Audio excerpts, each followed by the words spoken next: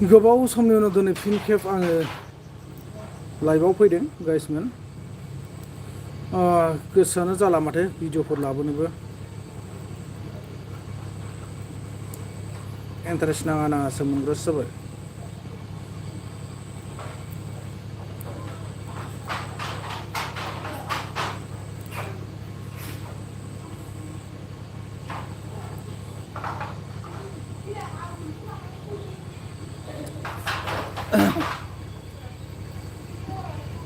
बिराद बानाय ओमफ्राय केटागरि चेन्ज खालामसै आं।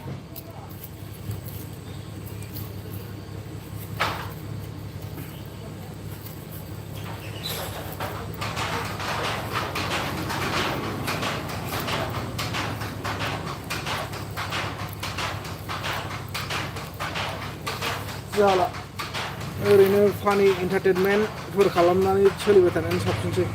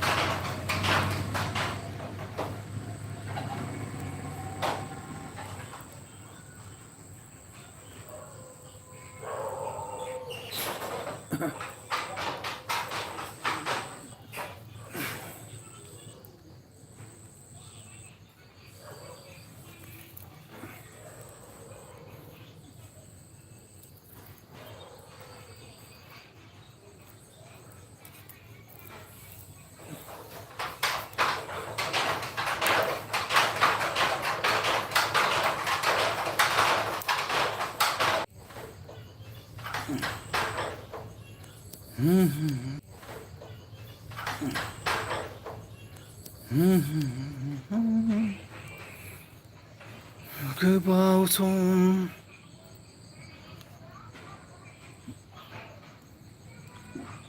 जोबोद गोबाव जाबायमोनलै दिनैसो नुजाफैलायबाय आं।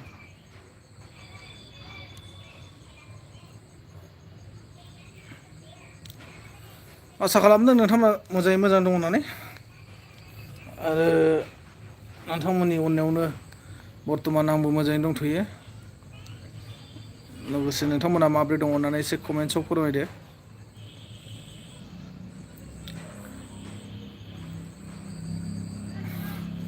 बै जिथुनाखि आं थाम्बनेलाव बहायदों नङा होमबा गोदान मोनसे चेनेल खुलिदों आङो नैखौसो आं कन्टिनिउ खालामनाय जासिगोन। नैखौ आङो खुनु गद गैला माने फाननोबासो आं बे चेनेलखौ बानाय मोनसै बेसे मालायखौ बुंबावनो नङा होमबा।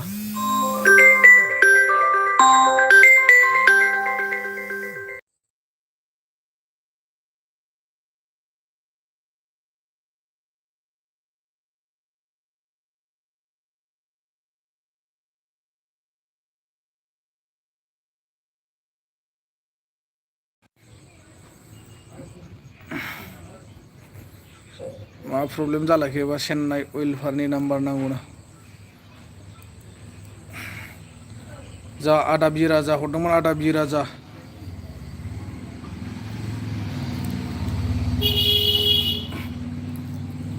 बहाथिंबा अखा सखा हादों नामा नोंथांमोननिथिं? जोंनिथिंथ' गैथ'वा माथो।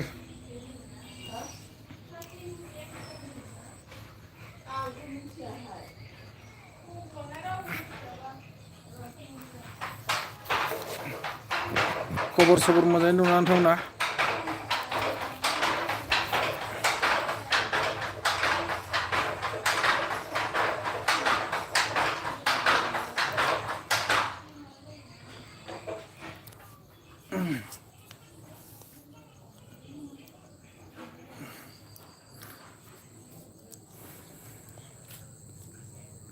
फाननायसो जासिगोन बे चेनेलखौ दाख्लैबो फानबाय सेकेन्ड चेनेलखौ बेखौबो फाननोसै आं डिसेम्बर मासहालागै सोरबाफोर बायोबा बायनो हागोन।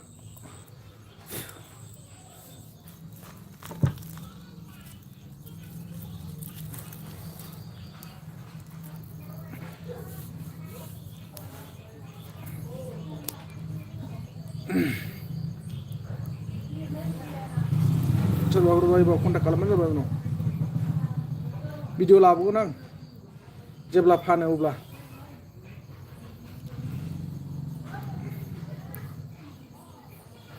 केटेगरिया खिन्थु पलिटिक्स एन्ड निउस दे सोलायना लानो हायो जेराव लाथार गोसोबा मा खालामदों आदा नै माबा ओरैनो जिरायना दं दावहारु फंबाय नोंहालाय मा खालामदों आरो माब्रै दं खबर सबर फंबाय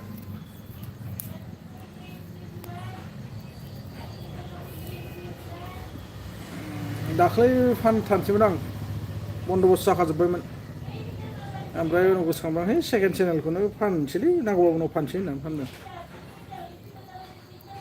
सेकेन्ड चेनेलखौ फाननाय जाबाय बेखौ फानथ'वाखै आरो बेखौ डिसेम्बरहालागै फानसै सोरबाफोर लायोबा मानो होनबा मागो फैगासिनो दंना एसे खरसा नांगौ जाहैयो बे समाव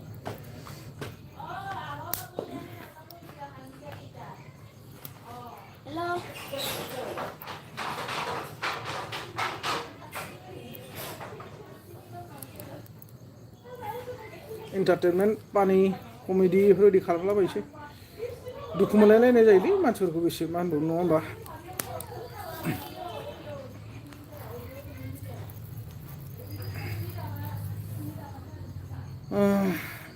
लिरनाया एसे गोरोन्थि जादों आदा मोजां दं आच्छा जेबो नङा फंबाय आं सुद्रायनानै फरायखाबाय सुद्रायो माने थिगानो जादों लिरजाबफानाय जादों आरो नोङो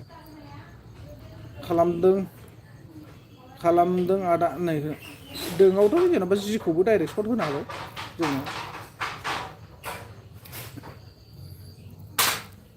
ओंखाम जाबाय फंबाय मोनानि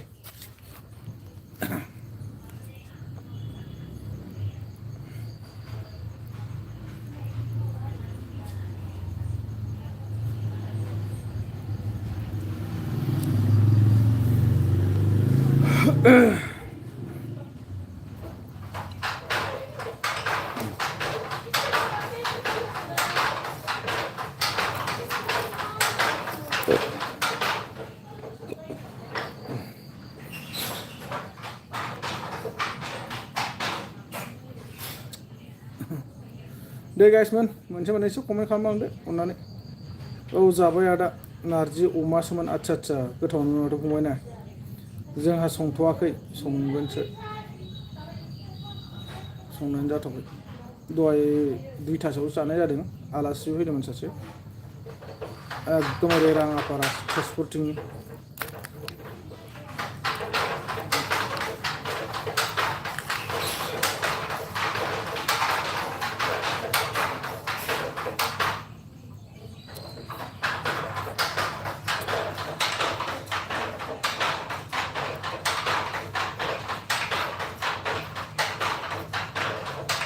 न'खरफ्रावबो गासिबो मोजाङै दा दावहारु फंबायना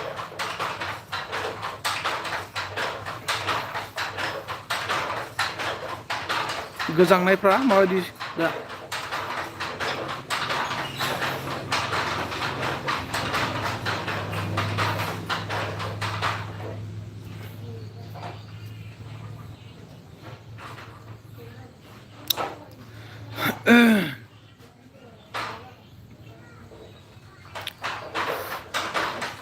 एस बसुमतारी थेंक इउ स माच नुजाफैनायनि थाखाय नोंथांनिसिम रोजा रोजा साबायखर स' माबोरै दं नोंथांमोना अननानै एसे फोरमायलांदो मोजां गाज्रि खबर सबरफोरखौ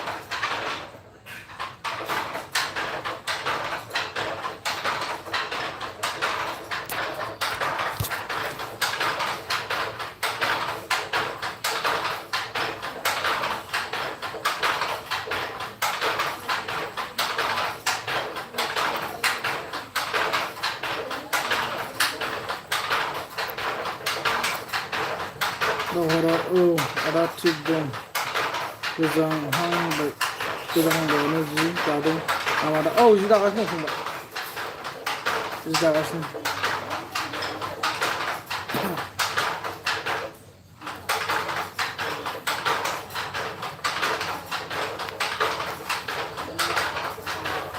बिदि दायो 8टाहालागै 8टाथ' जाबायनो 8:30 9टा बेफोरबायदि जायो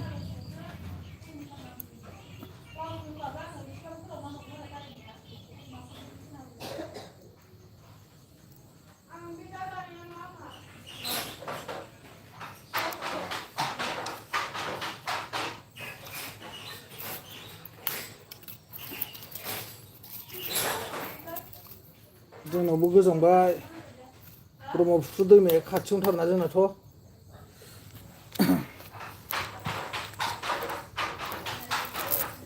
5-6 मिनिटल'सो लायो थाबायनानै थांबा ब्रह्मपुत्रसिम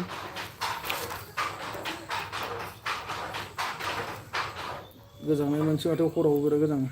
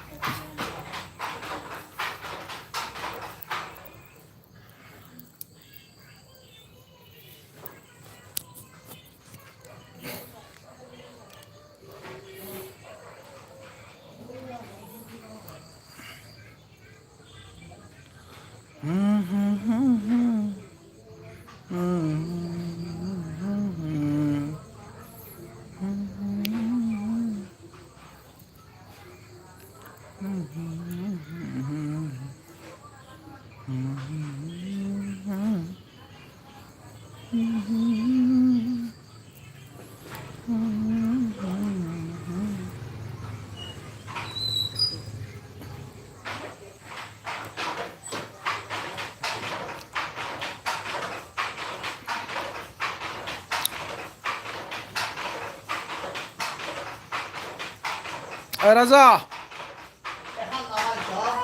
ओइ स्टेन्डखौ लाना फैलाय आंनो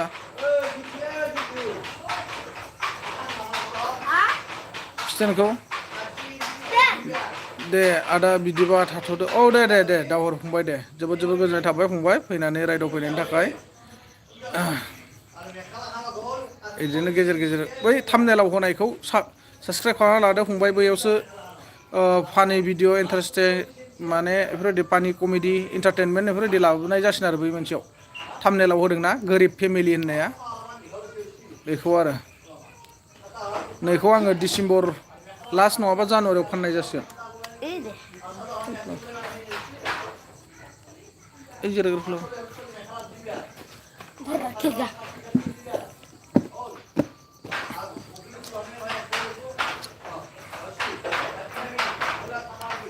नालाय खोनाखांबाय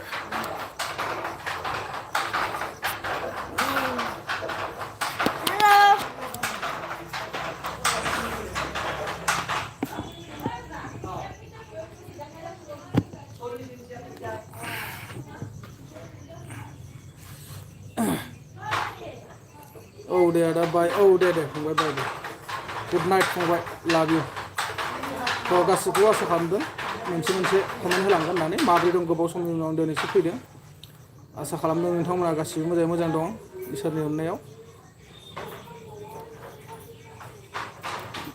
आरो साफ्रोमबो आंनि इउटुब फेमिलिनि न'खरफ्रोमबो फेमिलिफ्रा मोजां दं होननानै आसा थादों बा बिराद गोबावनि उनाव दिनैसो नुदों आदाखौ आंनि बर' लिरनाय जादोंना जायाखै खोन्थादो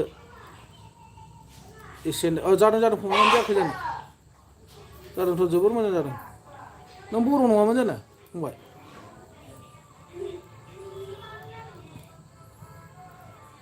बर' ओंखादाय एस बसुमतारी थारमाने बिदि बर' आखरजों लिरफेराखैमोन आरोना इंलिस आखरजों बर' राव लिरदोंमोन आरोना जादों फंबाय जोबोर मोजां जादों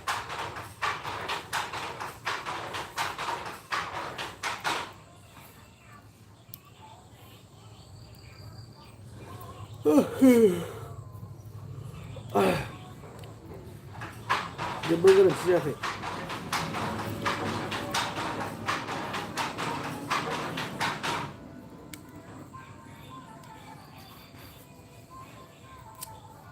मा ओंख्रि जाबोखो फंबाय न'खरफ्राव मोजां ना खबर सबर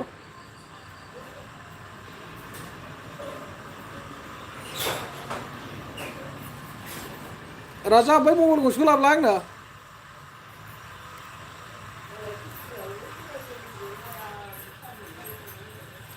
बर'आनो हारसायाव फरायदों आच्छा दे जोबोद मोजां जादों फंबाय जोबोद मोजां जादों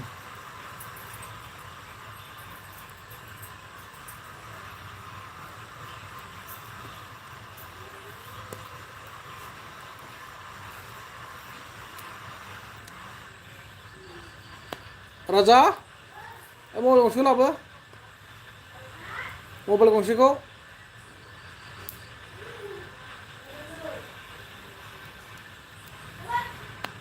मा ओंख्रि जाखो फंबाया एस बर'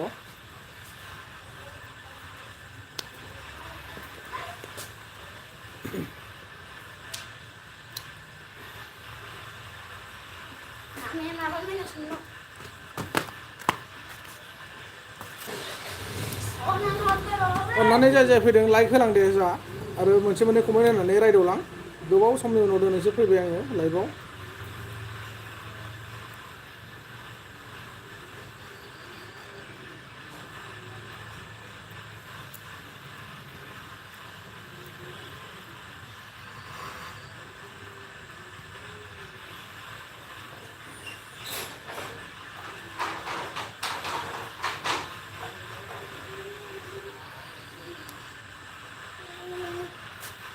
चेनेलखौबो मोनसे गोदान खुलिनानै लाबावनाय जाबाय बेखौ आं खुनु भरसा गैला माने फाननोबो हासिगौ बेखायनो गोदान मोनसे खुलिना लाबाय आरो दाख्लै फानखांबायना आं सेकेन्ड चेनेलखौ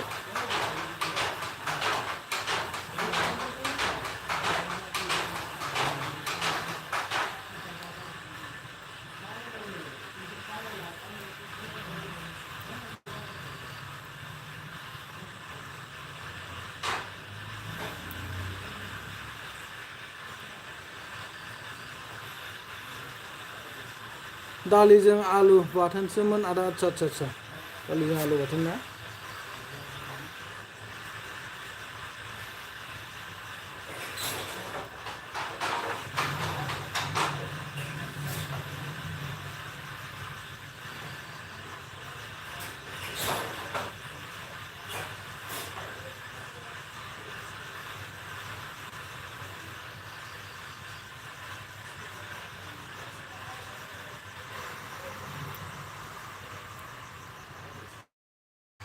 बर'नि लिरबा बिराद गोलाव लानाय मोनदां औ गोलाव लानाय मोनो मोननायलाय गोबाव आच्छा सरि गोबाव औ गोबाव लानाय मोनो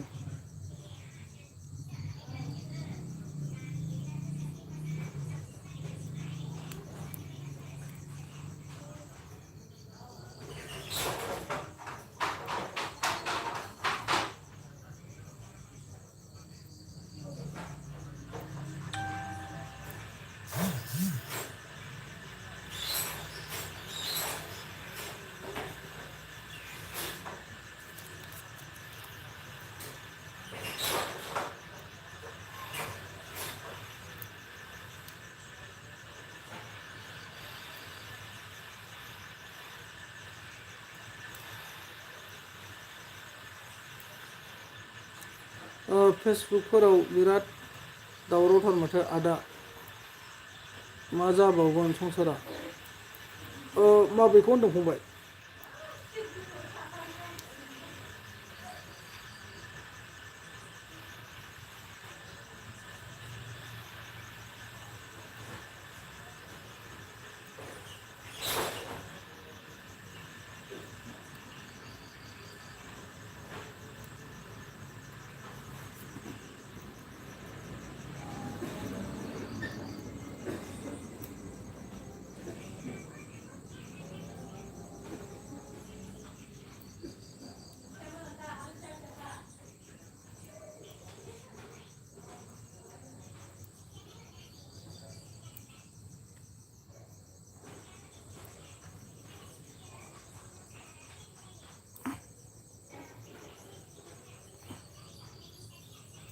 एसटि ना बेनोथ' जादों अयथासार जागासिनो दं माथो सिं सिंनो मा जागोन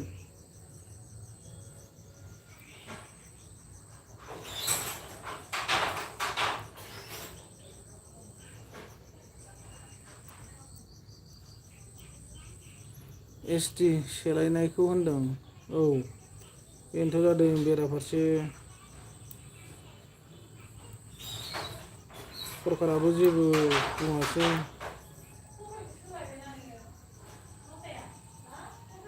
बुंदोंब्लाबो माथो हनै बेलेग बेलेगसो बुंबाय थानाय खोनाबाय सेन्ट्रेल लेभेलावनो होखायोबा जोंहा बुंनांगौ जेबो गैया मा गैयासो होननाय खोनादों बेफोरबायदि बोरै जागोन।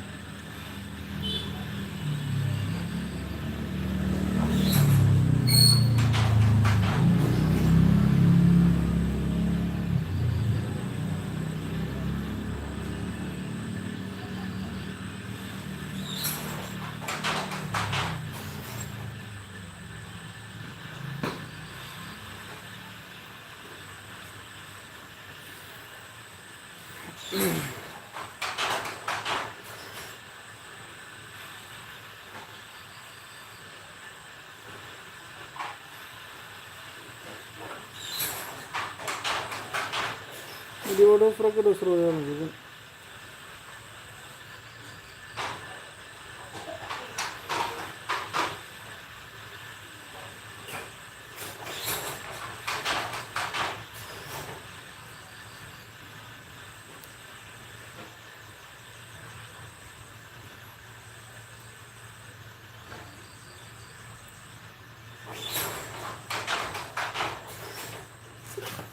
लथा लथा लेखा नाय नामा जालायखो एनथ' मा जाबावगोन गाबोनसो मिथिसिगोन। दाथ' हाइ लेभेलाव फुरा बिसोरबो जुजिदों जोंनाबो जुजिदों।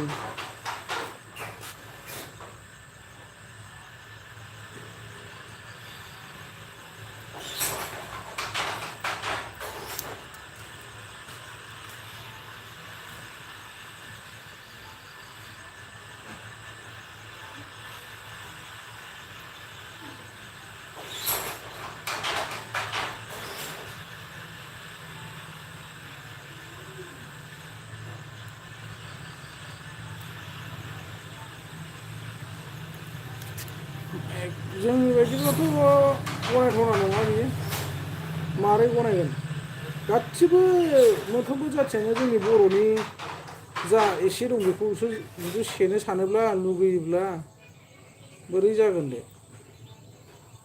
नङा होमबा।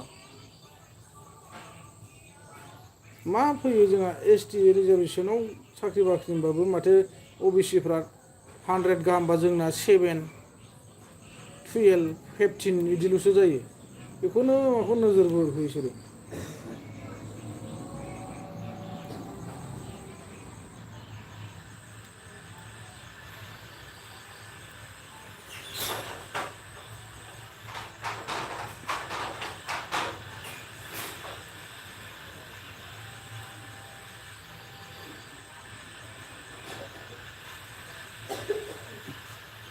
बेनोथ' होनदों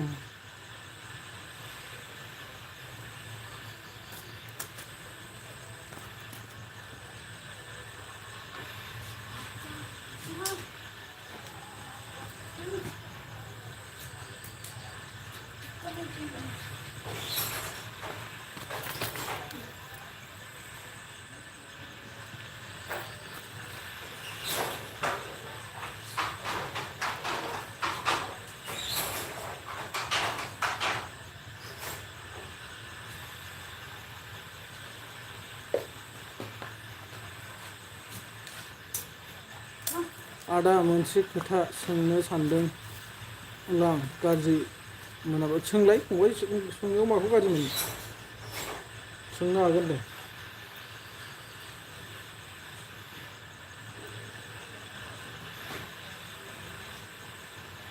जेबो नङा सोंनो हायो।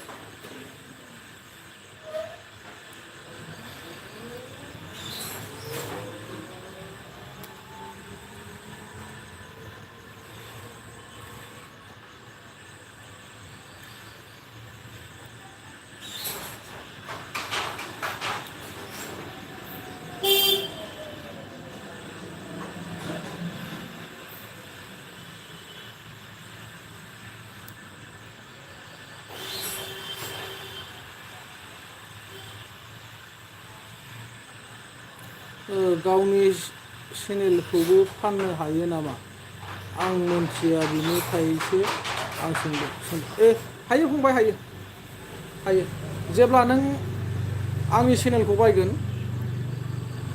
लोगो हमलायनानै माबायोबा साबसिन जायो माने फोथायलायनाय गैयाब्ला ओमफ्राय जुदिहे फोथायलायनाय दंब्ला नों आंनि चेनेलखौ बायोबा जेब्ला आं नोंनो फानखांबाय अब्ला आङो आंनिफ्राय जिमेलखौ रिमुभ खालामनानै गारनांगोन आंनिफ्राय आरो दाननांगोन आंनिफ्राय जिमेलखौ नों लांनाय जासिगोन आरो आंनि जिमेलखौ मबाइल नाम्बार साम्बार नोंनि जाहैजोबसिगोन ओमफ्राय पासवार्ड साफा नों चेन्ज खालामना लाजोबनांसिगोन आरो बेफोरबायदि आंनि पासवार्डआ जानाय नङा आरो हायोबा नोङो आंनि जिमेलनिफ्राय दस्रा जिमेलाव ट्रेन्सफार खालामना ला बेबो मोजां जायो आरो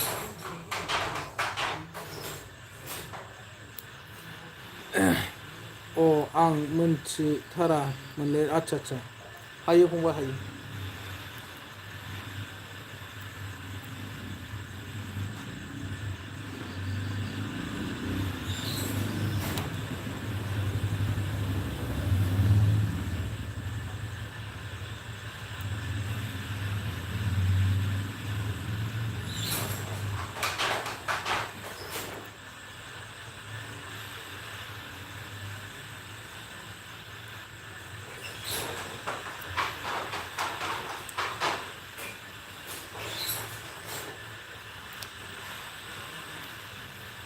किसुमानाथ' बिदिनो चेनेल खुलिबाय मनिटाइज खालामबाय फानबाय चेनेल खुलिबाय मनिटाइज खालामबाय फानबाय बिदिसो खालामगासिनो दं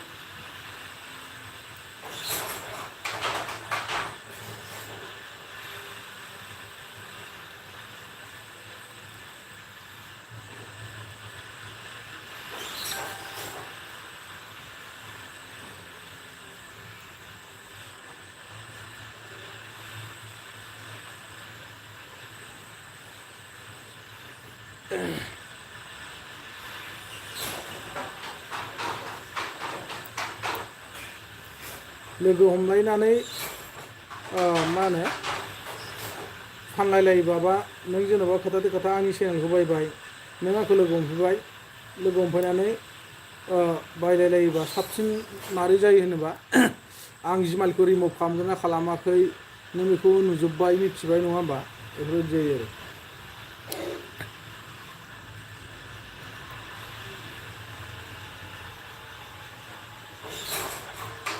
आं अकल नायनोल' रोंगौ दिनैसिम इउटिउब खुलिनानै भिडिअखौनो हगारनो रोङाखै लाजिनायसो मोनोलां माब्लाबा गावखौनो बेबो नंगौ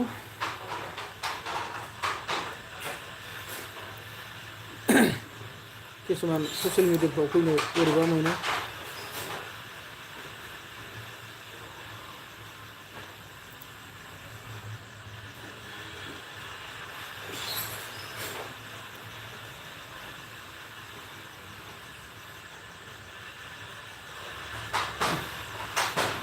इउटिउब लोगोआसो खुलिनानै होदोंमोन लोगोआसो खुलिना होदोंमोन ना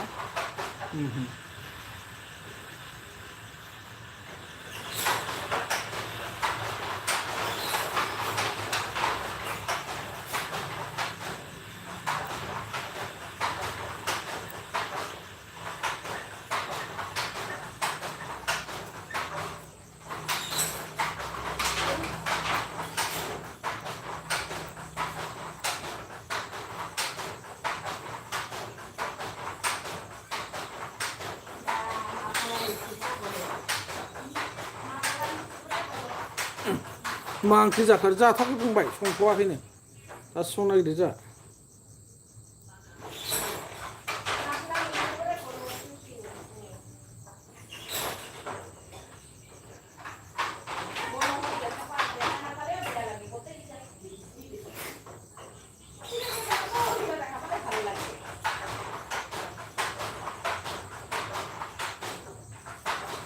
होनदां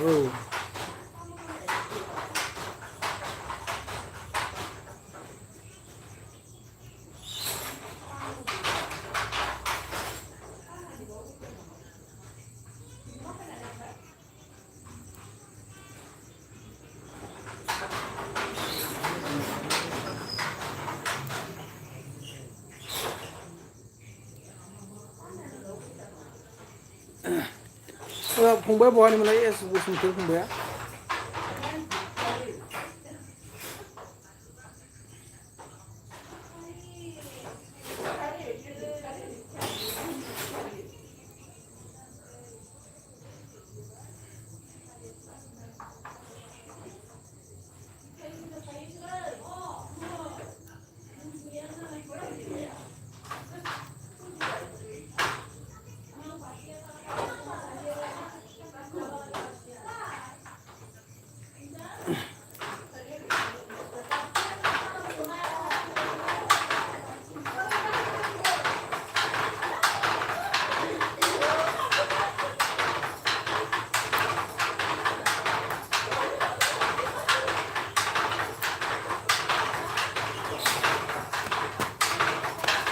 आं धेमाजि डिस्ट्रिक्ट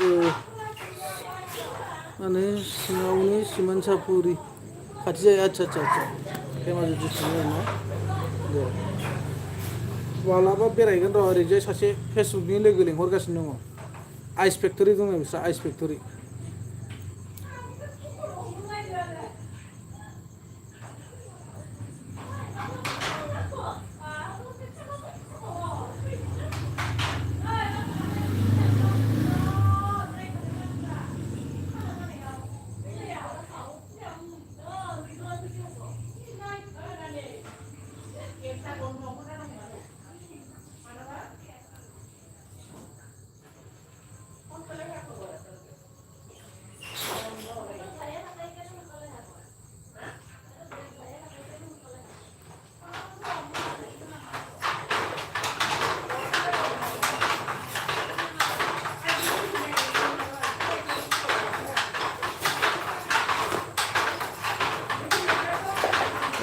फैनांगौ बबे जायोबा बे धेमाजि टाउन खाथियावनो दंनो माबाया आइस फेक्टरिया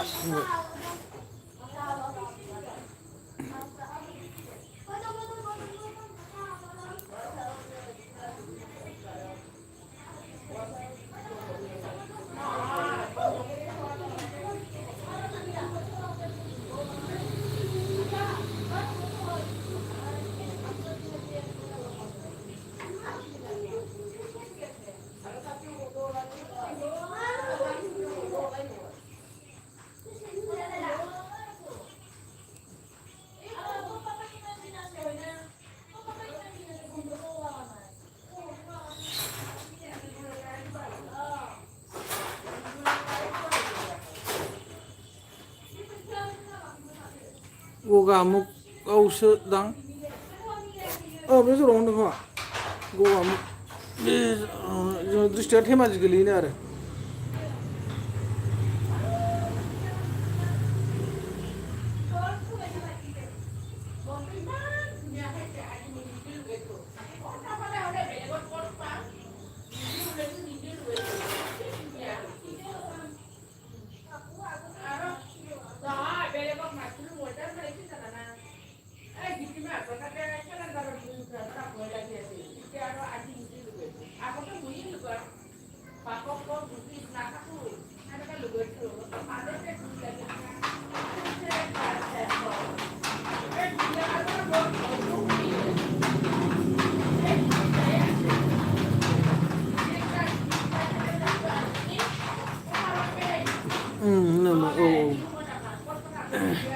थांगोन र' सानसे बेरायला हागोन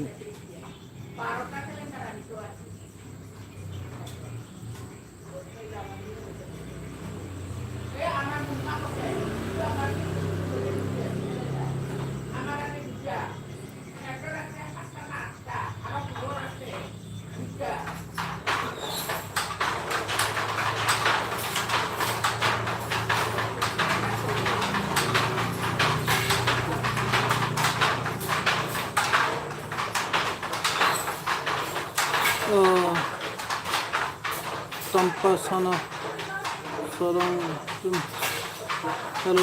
hello जी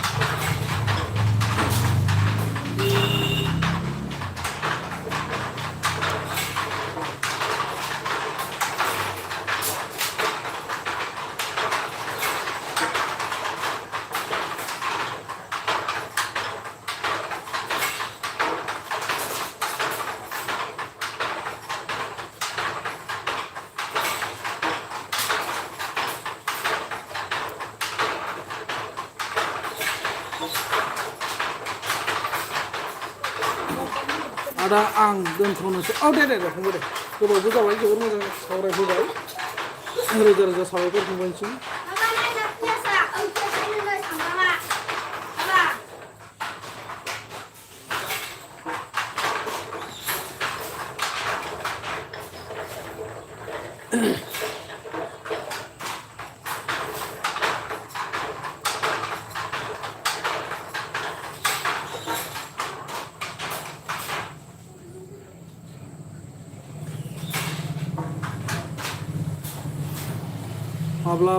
माब्लाबा फैफिनगोन जागोन फंबाय जागोन थेंक इउ स' माच फंबाय लाभ इउ एन्ड गुड नाइट रोजा रोजा साबायखर दे फंबाय फैनानै बिदाजों जोबोर मोजाङै मोजां सावरायफैनायनि थाखाय जोंहा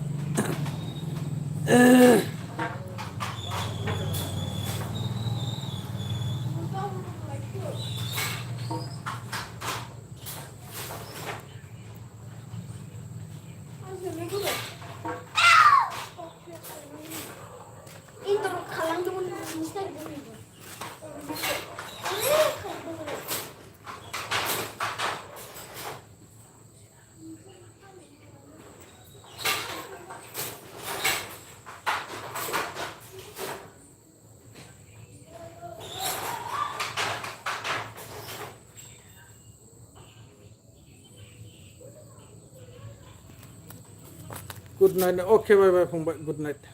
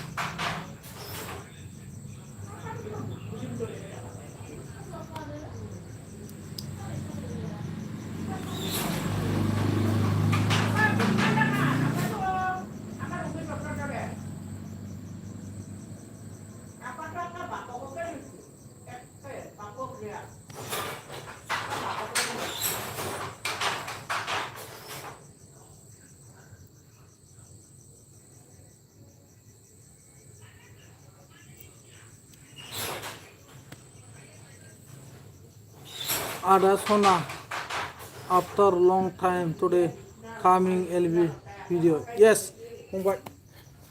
Thank you so much दे नुजाफैनायनि थाखाय जोबोद जोबोद साबायखर माबोरै दं दा मानिया दा जोबोद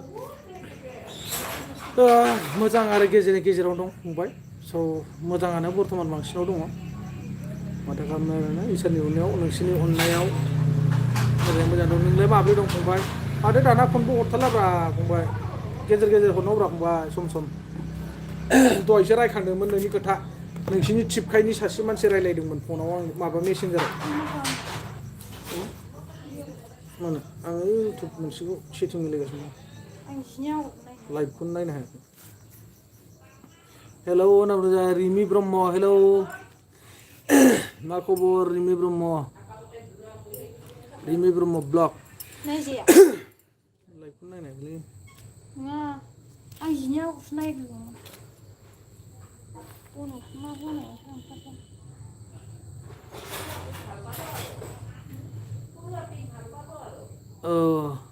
हनै रिमि जोंनि खाथिनि आदा बे रिमिया मोजां खबरानो फेसबुकनि लोगोआमोन नामाथाय रिमियानो दा खबरानो गैया ज' थाबगासिनो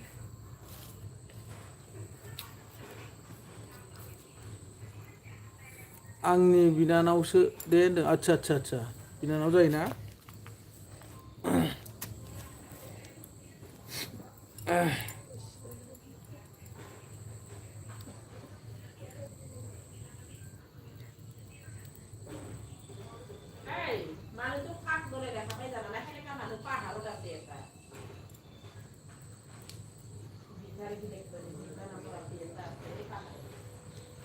आं इउटुब गोदान खुलिबाय दे फंबाय दिङा गोरिब फेमिलि होननाय आदा होननावनो आंखौथ' सापर्ट खालामथाराहाय गावहानो नोंनो मा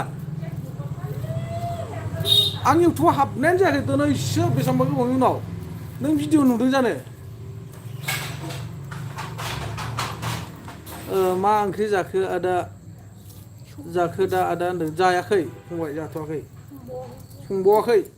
संबावाखैनो जोंहा दाबो गेजेर फन हरनांगौ दिगाव फंबाय नाम्बार थानानै मानो नाम्बार गैयि बायदि सिरि थायो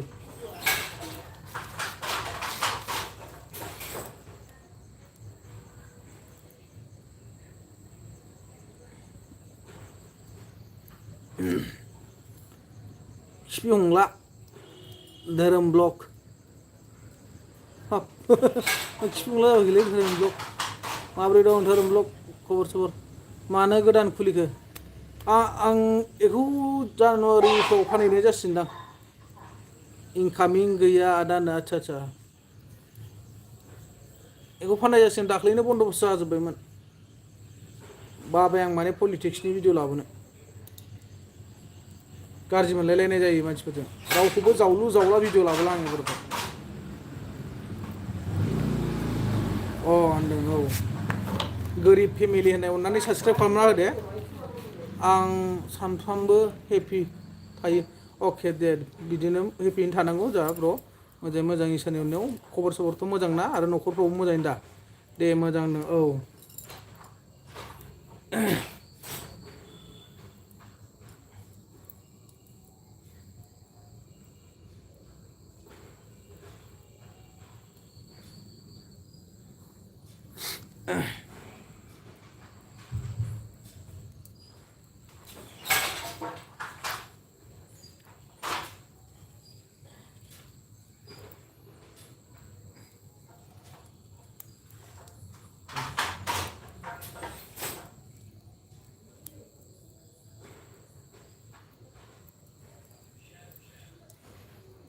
राइट सैथो आं दाखालि बेफोरबादि भिडिअ लाबोब्ला खुगा नाङो फंबाय लाब गैया बेफोरबायदि माबाबाय थानानै सोरजोंबा माने जुगुम जानाय जायो ओरैनोथ' आं दिनैसिमबो बेफोरबायदि रावजोंबो जेबो बुंहरफेरजायाखै थेवब्लाबो माने हिंसा जानाय जायो माने बुंहरजायाखैसो बेसाफोर गोसोआवबा मा साननानै थायो नङा होमबा दुखु मोननाय थायो पार्टियाव गोबां सुबुंफोर थायो धोरोम ब्लगआ आं गैला इन्डिया ब्र' आउट कान्ट्रि फैबाय आं हानाय नामा कुवाट आदसा थांहरबाय होनबा ना नुखादां नोंखौ फेसबुकाव जमनासो थायो बिसोर नंगौ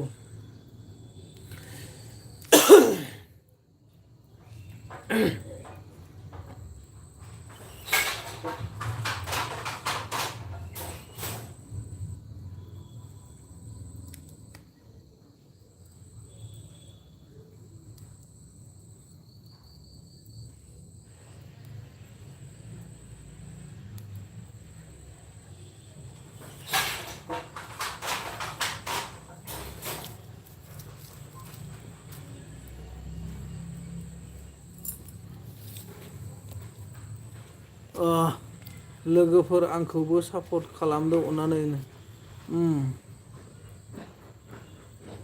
आदा दसे ब्लु हो।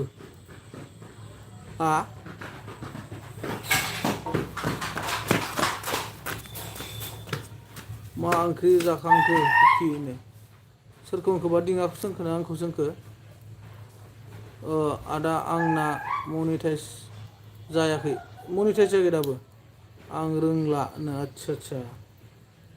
मनिटाइजआ बिराद देन्जार जाबायलै दाना। एसेयावनो एसेथार। मालायनि गान लाना मोसानायफ्रा बिराद देन्जार जाबाय। नुदों होनबा नायदो सानसे आंनि नाजानाया बोरै जाफुंहोनो हायो आं। दे। नाजानायखौ साक्सेसफुल खालामनो हाबाथ' सिमाङा मोगथां जाबाथ' जोबोर मोजां बाथ्रा। नंगौ होनदों।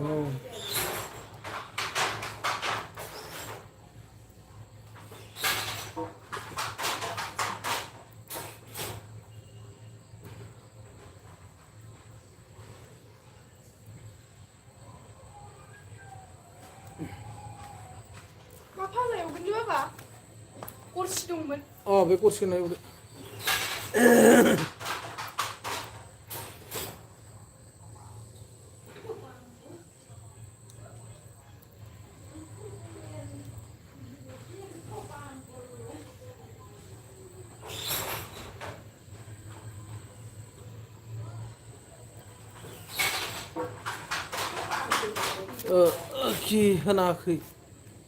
खि होनाखै आदा जाखोसो बुंदोंमोन बेस्रा रिमि। आच्छा।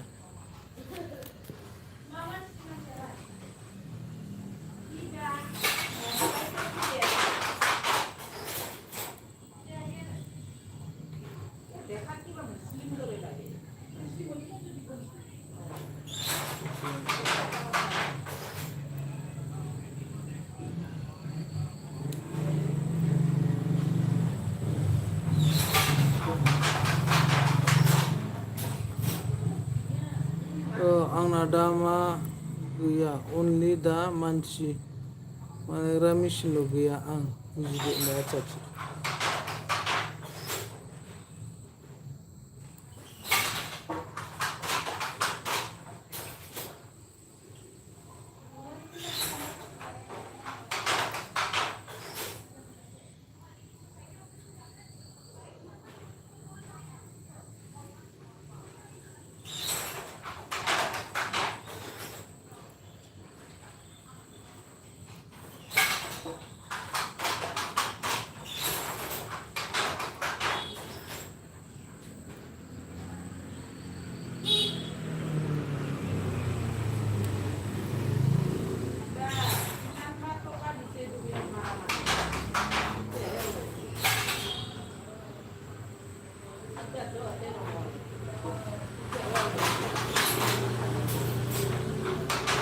आदा रथि आनु नानि मा होनखोथाय दिङाया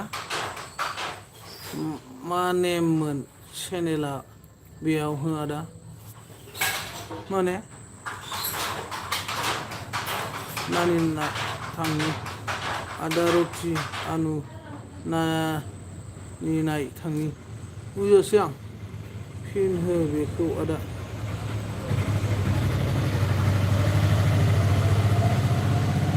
सोरखौ फिन होनो फंबाय? दिङाखौ हमना गोदान र'। बिदि कमेन्ट दाहर। बाय आं थांबाव दुगैनो थांबाय दे। दे।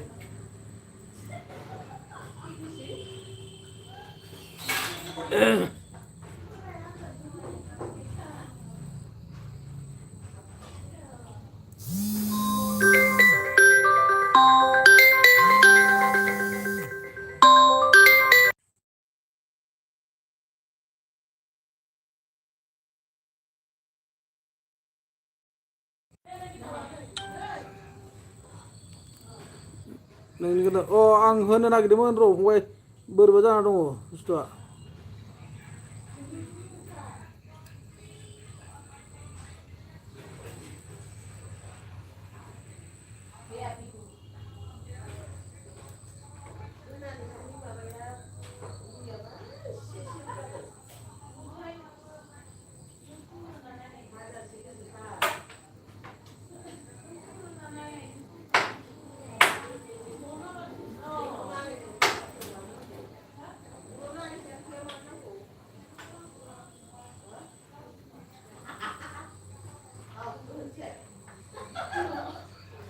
सोर मा बुंदोंमोन आदा आंखौ नुवाखै बाद दोन फंबाय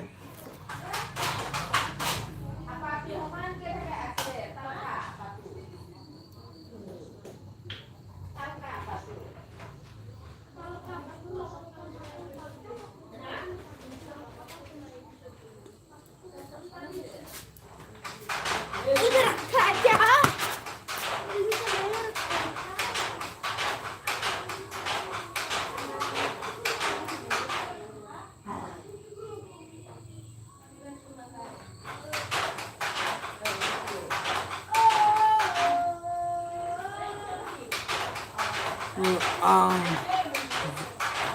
आदा जोमावा ले खेला बुंखायो आदा जोमाव नङा जोमाव फैयाखै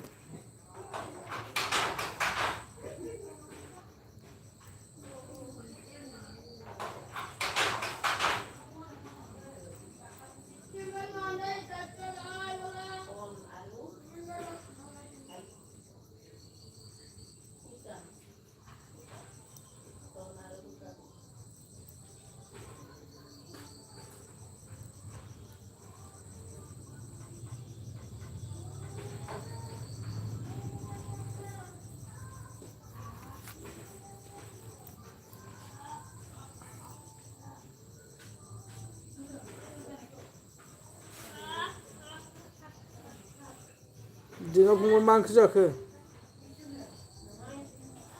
रिमि थांखो ना माखो रिमि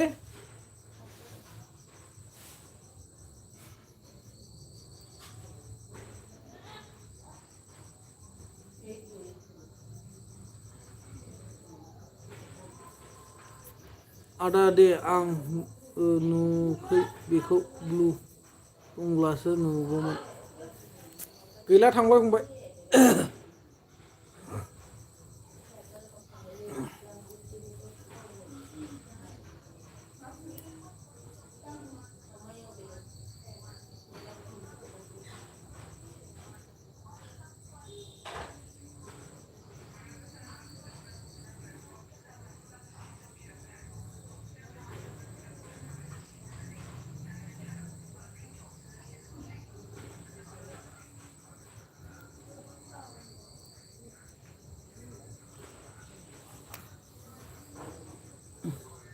ओइ अमा बुन्दा बुङो है फाग्ला हनै रायखांनाय लोगो लोगो फैबाय दिङा फंबाय नों रायखांनायाव हनै फैबाय ओइ अमा बुन्दा गुमैनो ओइ अमा बुन्दा गुमै होनग्राया बेनो दिङा फंबाय जेबो नङा आदा नों बेफोर ओरैनोसो होनदों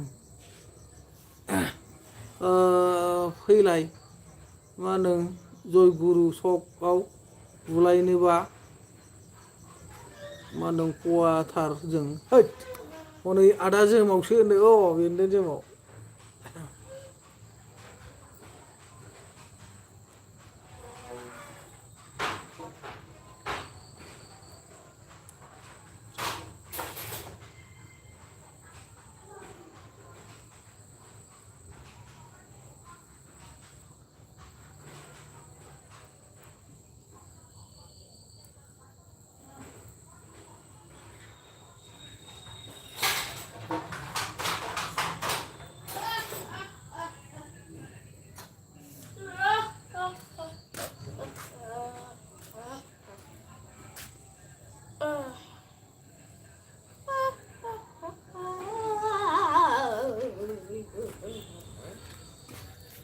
फै बुलायनि आदा जोमाव बथलजों लानो मा होनो सेरेब लोंनोबा फैदो अमा गालथाव बुङैनो आं इउटुब चेनेल गोदान खुलिदोंलै सावब्र' बेखौ माबा सेटिं मिलायगासिनो दं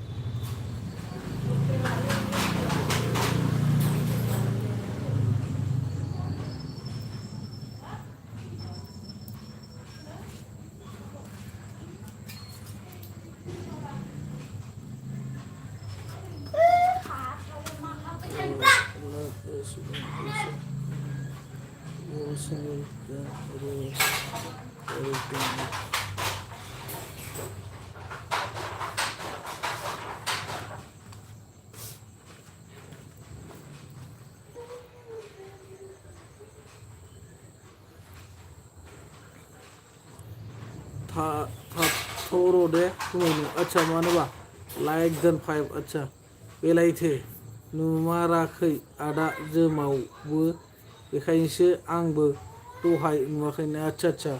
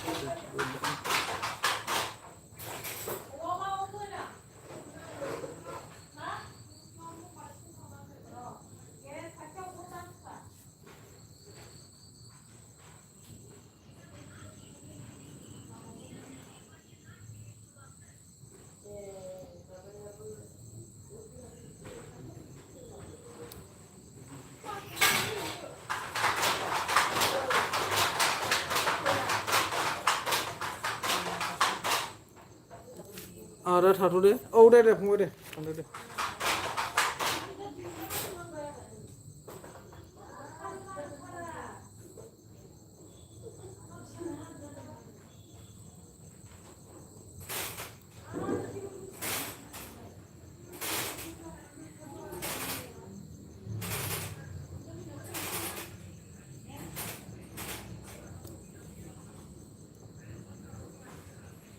आंबो दोनसै दे बाय बाय गाइस गुड नाइट